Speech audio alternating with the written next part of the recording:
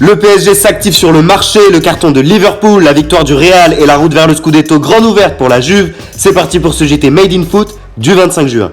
Et on entame cette édition avec le mercato du PSG, auquel le Parisien consacre ce matin une double page dans ses colonnes.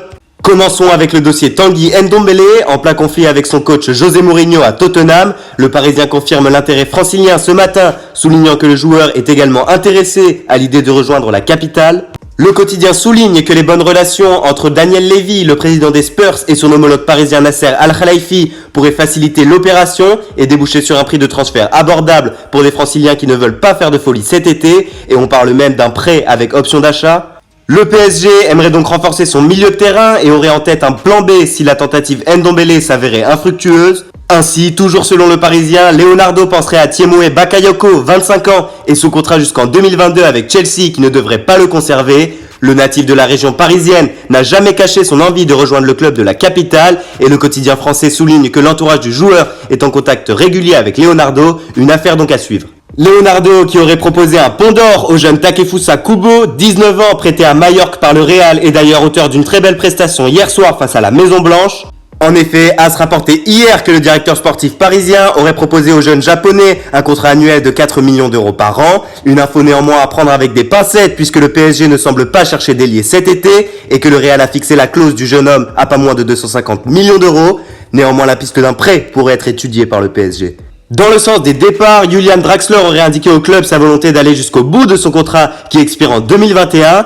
Aussi, la Fiorentina n'a pas démenti par le biais de son directeur général l'intérêt du club pour Thiago Silva qui quittera Paris au terme du mois d'août. Le mystère reste donc entier concernant l'avenir de Monstro qui ne manque pas de prétendants en Europe. Enfin, Adil Aouchiche, dont le départ semble acté, intéresserait bien l'ASSE. Le coach des Verts Claude Puel a en effet confirmé son intérêt pour la pépite de 17 ans. Mercato toujours, à Lyon cette fois-ci, où le club devrait se séparer de Martin Terrier, dont on évoquait un intérêt rennais hier. Il y a du nouveau ce matin, et le joueur serait tombé d'accord avec le Stade Rennais pour rejoindre le club, et il ne manque donc plus que l'offre des Bretons à l'OL. Un OL qui souhaiterait également se séparer de Bertrand Traoré, 24 ans et sous le feu des critiques depuis quelques temps maintenant. C'est donc au club d'écouter les offres qu'ils recevront pour le Burkinabé de 24 ans, recruté il y a 3 ans contre 10 millions d'euros.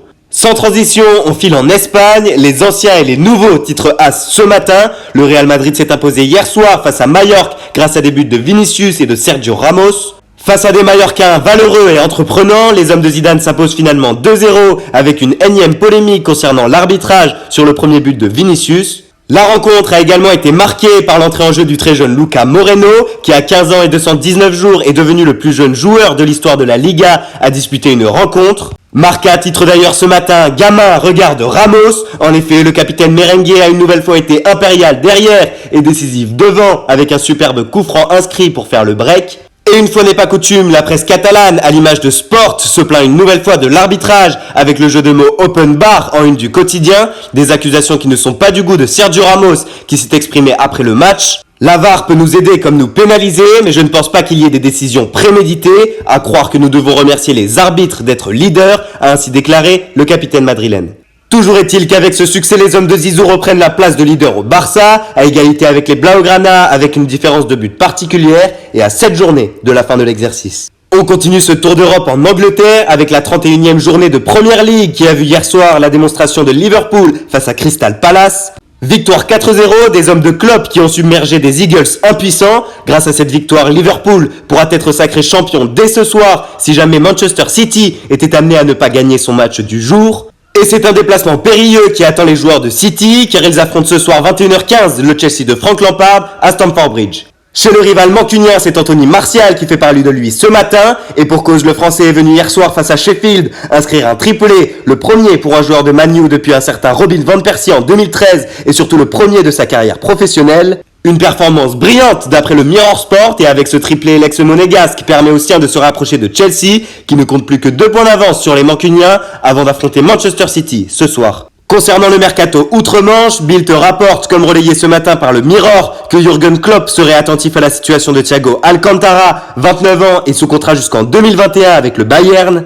Les Bavarois ont récemment ouvert la voie d'un départ à l'international espagnol. Après l'échec Timo Werner, Liverpool souhaiterait donc attirer Thiago dans ses filets, Jürgen Klopp voulant apporter un peu plus de concurrence à ses milieux Henderson, Fabinho et Wijnaldum. Chez les Gunners, le club cherche toujours à prolonger Pierre-Emerick Aubameyang, 31 ans et dont le contrat expire l'année prochaine. Marca relais ce matin que le Gabonais est la cible du grand club cet été. Le Barça pense à lui comme alternative au dossier Lautaro Martinez. Justement, le club de ce dernier, l'Inter, penserait également à l'attaquant des Gunners dans le cas d'un départ de Lautaro en terre catalane. De plus, la Juventus, qui comme nous l'avons relayé hier, voudrait attirer l'attaquant napolitain Arkadiusz Milik dans ses filets, penserait également à l'alternative Aubameyang. Ce dossier sera donc bel et bien l'un des plus chauds de l'été. Direction maintenant l'Italie. Pour le compte de la 27e journée de Serie A, l'Inter Milan avait hier soir l'occasion de recoller à la Juve et à la Lazio.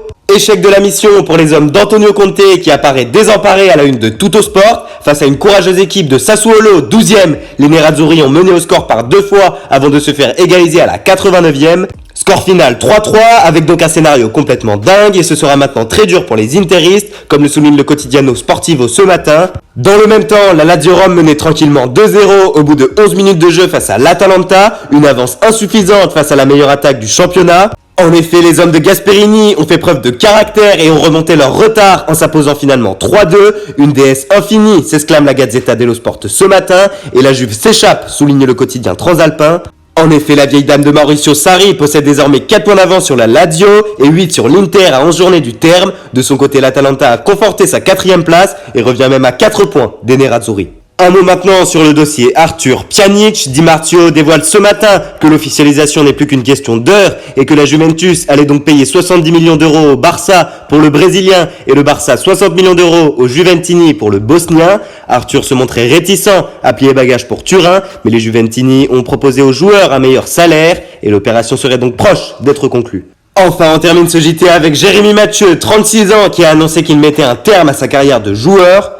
L'ex-Toulousain s'est blessé au genou ce mercredi à l'entraînement avec le Sporting et préfère donc prendre sa retraite. Nous retiendrons de sa carrière un joueur discipliné et travailleur qui sera notamment passé par le FC Barcelone où sa détermination lui aura notamment permis d'inscrire un but lors d'un Classico. Quoi que l'avenir lui réserve, nous souhaitons bonne chance et bonne continuation à Jérémy Mathieu pour ses futurs projets. Merci à tous de nous avoir suivis, n'hésitez pas à vous abonner, liker ou commenter la vidéo et quant à nous on se retrouve demain pour un nouveau JT Made in Foot.